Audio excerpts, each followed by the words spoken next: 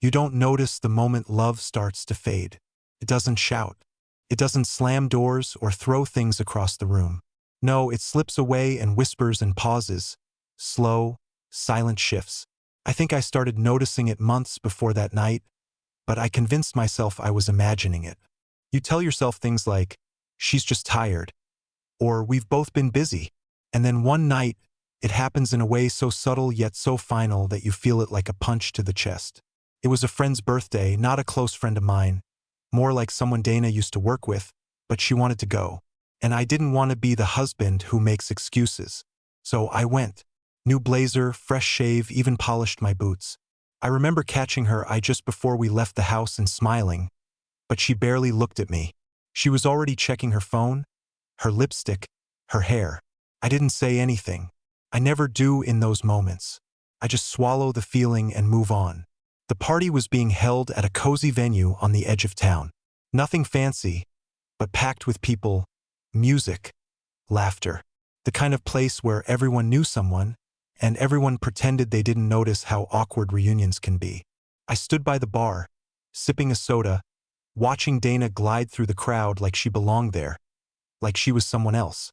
She looked stunning. I won't lie. Everyone noticed, especially him. He was tall, easygoing, with that practiced charm that made women lean in and laugh just a little too hard. I didn't recognize him, but Dana did. Oh, she definitely did. I watched her face light up when she saw him. She touched his arm the way you do when you're trying to act casual, but the gesture lingers a second too long. They laughed. She laughed. That laugh she used to save for me. For a while, I just stood there watching them from across the room, telling myself I was overreacting. Maybe it was just an old friend. Maybe it meant nothing. But then the music shifted. A slow, soulful song came on. One of those tracks that turns the whole room into silhouettes. People started pairing off. I looked over at her. She didn't even glance at me. She reached for his hand without hesitation. They danced right there in the center of the floor under strings of soft golden lights. And the way she looked at him, it broke something in me. She didn't scan the room for me, didn't notice I was watching. Her smile never dimmed. Her hand on his shoulder, her head tipping closer, as if I didn't exist. As if 12 years of shared life, of memories, of promises meant nothing in that moment. I stood there frozen, like an afterthought in my own life. Something inside me went quiet. I didn't make a scene. I didn't storm out. I didn't even say goodbye. I just set my glass down gently, buttoned my jacket, and walked out into the night air, my breath catching like I'd run a mile. My car was parked around the corner, far enough to make the walk feel longer. I don't remember the drive home. I just remember the silence. Loud, thick, choking silence. And in that silence, I knew something had ended. Not the marriage. Not yet, but something. Somewhere between that song and the way she held his gaze, I had disappeared. And she didn't even notice. But what she didn't know, what she would realize far too late, was that the second I left that room, something shifted. Not just in her, but in me. And the regret, oh, it came quickly. Much quicker than she thought it would. There's something strange about walking away while your body is still in the room. That night, I didn't physically leave until much later. But mentally, emotionally, I think I disappeared right there on the edge of that dance floor. Watching Dana sway with him, her shoulders relaxed in a way they hadn't been around me in months. I felt like I had become part of the wallpaper, a quiet man in the corner, a shadow holding a drink.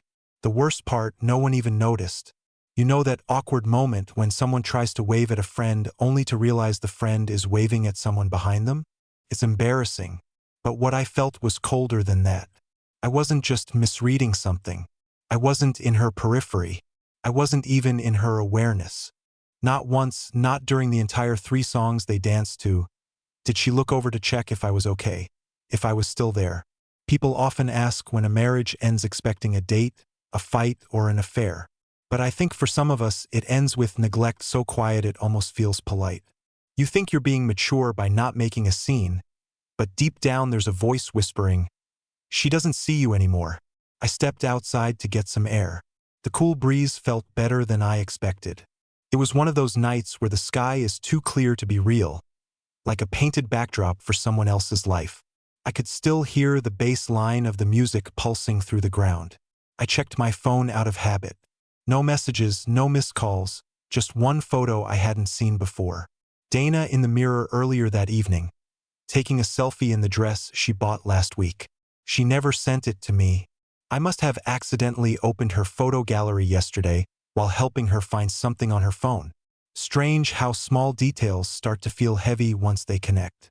I sat on a bench near the parking lot, not sure if I was waiting for something or just delaying the moment I'd have to return inside and pretend like everything was fine. A couple passed by laughing. A younger guy leaned into a woman and told her she looked like she walked out of a dream. She laughed, pulling him closer, and I realized I hadn't said anything like that to Dana in I don't even know how long. Had I stopped? Or had she stopped hearing it? That's the part that haunts me. Maybe we both quit quietly at different speeds. After 20 minutes or so, I went back in. The party had shifted. People were looser, louder, more chaotic now. Dana was at the bar with him, leaning in close, laughing at something he said while holding her drink with two hands, like she used to do on our first dates. I stood right behind her for a full 10 seconds. She didn't turn around. I didn't interrupt. I didn't tap her shoulder. I just watched. And then I did something I never imagined myself doing. I left. Not in anger, not in despair. I left the way someone walks away from an apartment they've outgrown. Quiet, aware, heart beating just a little faster than it should. I drove. I didn't even know where I was going. I just kept moving. It wasn't until I reached a small gas station 20 miles out of town that my phone buzzed. It was her. A single message. "Where are you?" She noticed, but only after the music stopped. I didn't answer her message. Not because I was trying to prove a point. Not because I was angry. The truth is, I just didn't know what to say. "Where are you?" Felt like a question meant for someone who had a destination. I didn't. I was parked near an old, closed-down antique store off Highway 7. Headlights still on, music low. I wasn't hiding. I wasn't planning. I was just existing. Somewhere between being her husband and being a man she used to know. That space, it's where I lived for hours. I replayed the dance in my mind more times than I'd like to admit. Not because of jealousy, but because of how comfortable she looked. The way her body leaned into his like it had done it before. The way her smile reached her eyes. Not the practiced smile she gave relatives or coworkers, but the one I hadn't seen in years. And here's the part one still can't wrap my head around. She never lied to me. Not once. No suspicious texts, no late-night phone calls, no excuses about working late or weekends with the girls. There was no obvious betrayal. No hidden affair I could point to and say, "There, that's the moment you crossed the line." And yet, something was still broken. I think that's what made it worse. It was the slow erosion, the missed touches, the declining eye contact, the "I'm just tired" that stretched into months. We stopped laughing at the same jokes. We stopped finishing each other's stories. We started living parallel lives under one roof. Close but never quite intersecting. And the dance. It just made it real. My phone buzzed again. Another message. "Are you okay?" I stared at those 3 words longer than I should have because they weren't words of love. They weren't words of fear. They were words of image management. A wife realizing that maybe, just maybe, her husband walking out without a word would raise questions she wasn't ready to answer. I didn't reply, but I did drive home. Not for her, not to argue, not to talk. I just wanted to see what it felt like to walk through our front door and not feel anything at all. I pulled into the driveway just after midnight, porch light on, curtains drawn, nothing out of place, and that was exactly the problem. The house looked the same way it always had, but I didn't.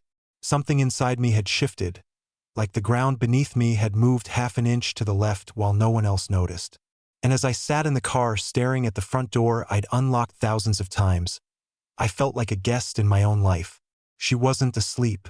I could tell by the shadow behind the living room curtain. Still, quiet, waiting. That shadow used to be something comforting. Now it felt like a stranger listening for footsteps. I walked in and closed the door softly behind me. Dana stood near the fireplace, still in that same dress. She had changed her earrings, though. Funny, the things you notice when you're no longer part of someone's orbit. She opened her mouth like she was about to say something but hesitated. I could see her scanning my face for clues. Anger, disgust, coldness. But I didn't give her anything. I didn't have anything left to give. I didn't know you left, she said finally, her voice low but controlled. I nodded once. I figured. The silence that followed wasn't awkward. It was surgical, sharp, precise, and cutting things we never meant to lose. She sat down on the edge of the couch, fingers clasped tight in her lap. I stayed standing, leaning against the archway like I needed something solid to hold me up. I wasn't trying to. He's just... I don't need an explanation, I interrupted, not unkindly. I'm not accusing you of anything. That threw her off more than I expected. Maybe she was preparing for a fight, for me to shout, to storm out again. But I wasn't angry. I was tired, profoundly tired of being the only one who felt the weight of something breaking. I saw how you looked at him, I added. That did it. Her breath caught just slightly. Her eyes dropped to her lap like they couldn't carry the weight of mine. I didn't mean to hurt you, she said, almost a whisper. You didn't, I replied, and I meant it. You can't hurt someone you've stopped reaching for. The words landed between us like a box neither of us wanted to open. I didn't plan to say them. They just fell out.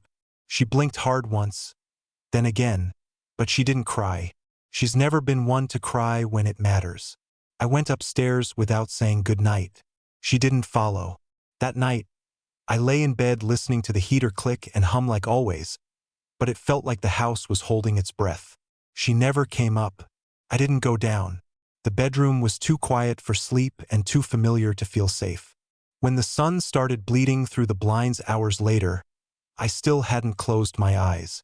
And in that dim morning glow, I realized I was dreading something I couldn't name. Not a confrontation, not the end of our marriage, but the moment she'd start pretending again, offering me coffee like nothing happened, asking what I wanted for dinner, maybe even smiling because that would be the moment I'd know that she could live with this. And I couldn't. I heard her moving around downstairs before the sun had even finished rising. She always moves gently in the morning, careful not to wake me. It used to feel sweet. Now it felt calculated, like she wanted to be gone before we had to make eye contact in the daylight. I stayed in bed, not because I was tired. I just didn't want to go back to pretending. At 7:03, she tapped on the door, not knocked, just tapped like she was testing how fragile the surface was. I made coffee, she said softly. I didn't answer. She waited a second, maybe two, then went back downstairs. That was her way of apologizing. Dana didn't do big gestures. She did breakfast. She did grocery lists. She texted a check-in emoji midday instead of saying, I'm sorry. If I had walked down, taken a sip of coffee, and made a passing comment about the weather, we both would have agreed without words to bury the night before. But I didn't go down. I stared at the ceiling fan slowly spinning above me and thought about how strange it was that I could feel this distant from someone sitting less than 30 feet away. That was the part one hadn't prepared for. The silence between us used to be comfortable. Now it felt like a chess game where neither of us wanted to make the first move because we knew it wouldn't matter. At 8:11, she texted me from the kitchen. Are we okay? It wasn't even a full sentence. No punctuation, just 3 words that sounded like they were afraid to find out the answer. I didn't respond. Not because I was being cold. I just didn't know what she meant by, okay. Did she mean, is the house still standing? Are we still married on paper? Or did she mean something deeper? Because if she meant emotionally okay, spiritually okay, soul deep okay, then no, we weren't. I eventually got up, showered, dressed. When I walked into the kitchen, she looked up quickly like she wasn't expecting me to actually appear. She had already washed the 2 mugs. She always did that even after 1 sip. No clutter, no mess. We didn't say good morning. I reached for a banana. She reached for her purse. Our movements choreographed like coworkers in a shared break room. Then, as she headed to the door, she stopped. I'm not sure what you want me to say, she said quietly without looking at me.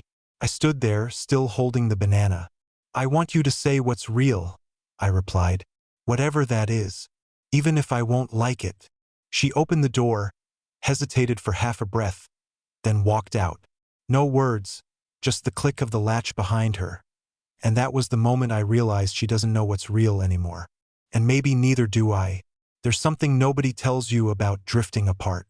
It's not one moment, it's dozens. Little silent failures, questions never asked, doors you stop holding open, smiles that become polite instead of instinctive. And eventually you stop reaching out altogether. Not because you don't care anymore, but because you're afraid to find out they don't. The day after that night, I worked from home. I told my team I had a headache. But the truth was, I didn't want to face the world when I hadn't even figured out what to feel.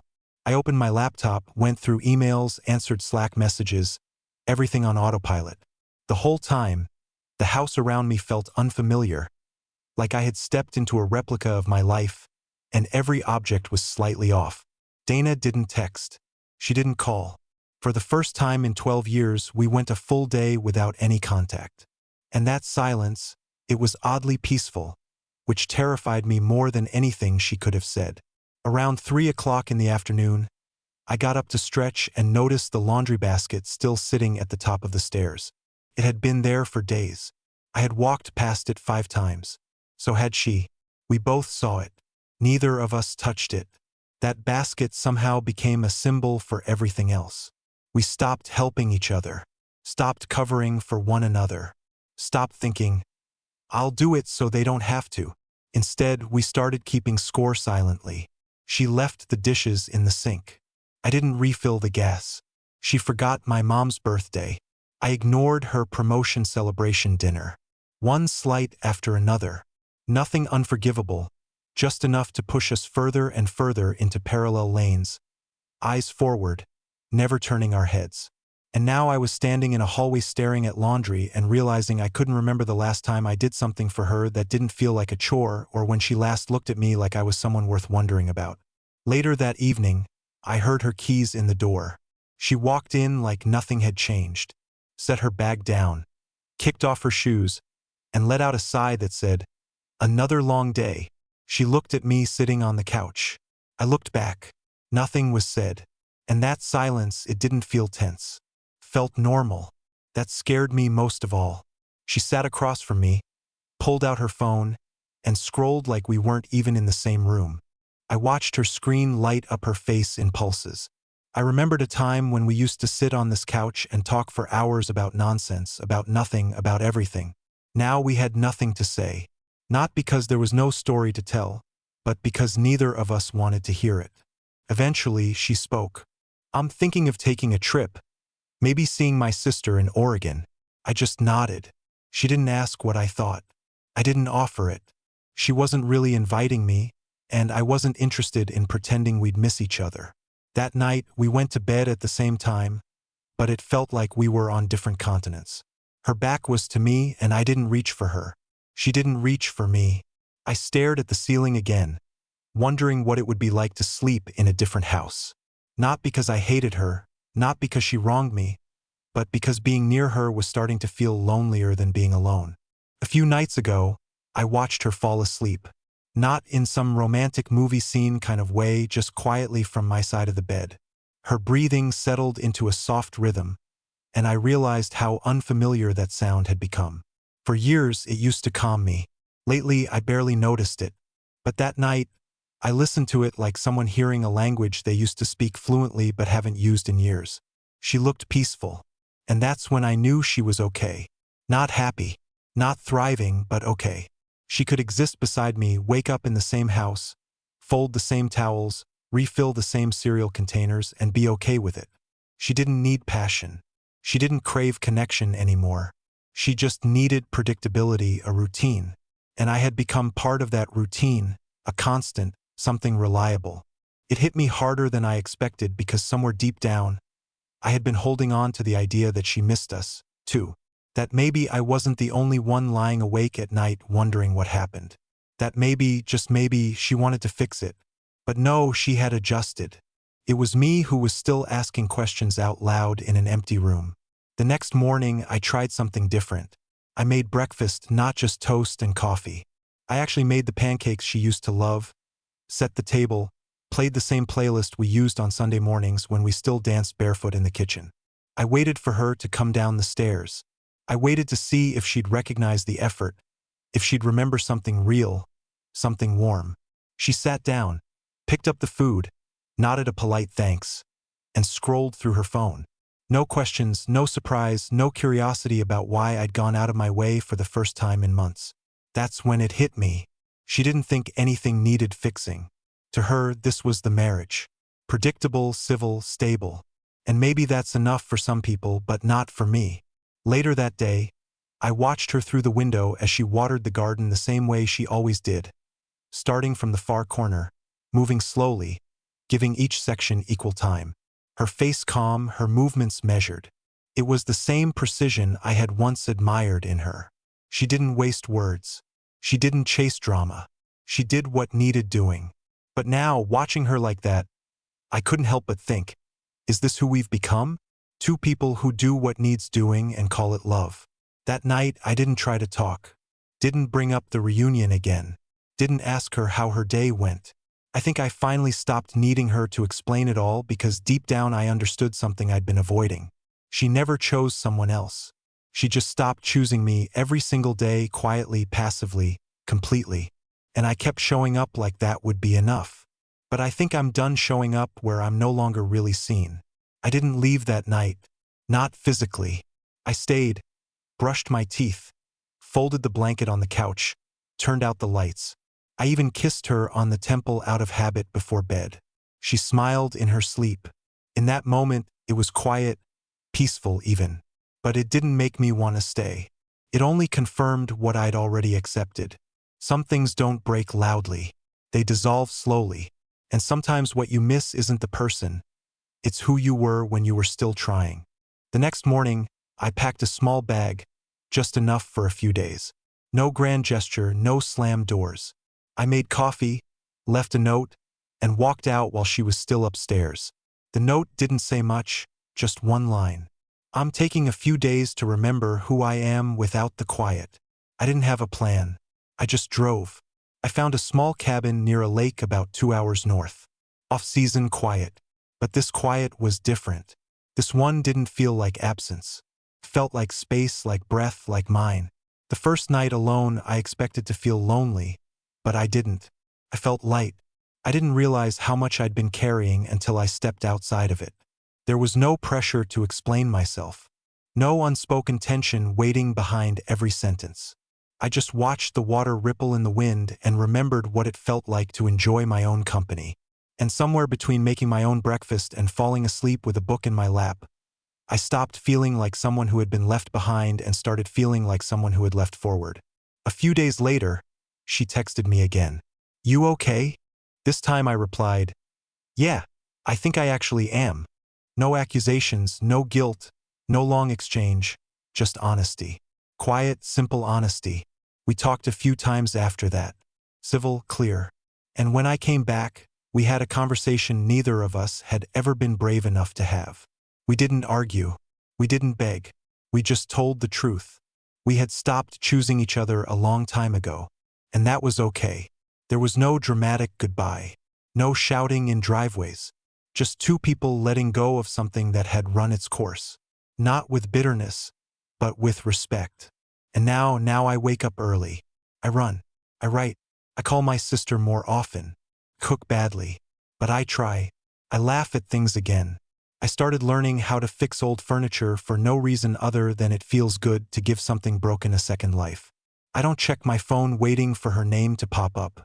I don't sit in silence wondering what went wrong. I live. I feel. I grow. She danced with someone else like I was invisible. And for a while I believed I was. But when I finally walked away, I realized I had never disappeared. I had just stopped showing up for myself. Not anymore. Now I show up every single day, and it turns out that's more than enough.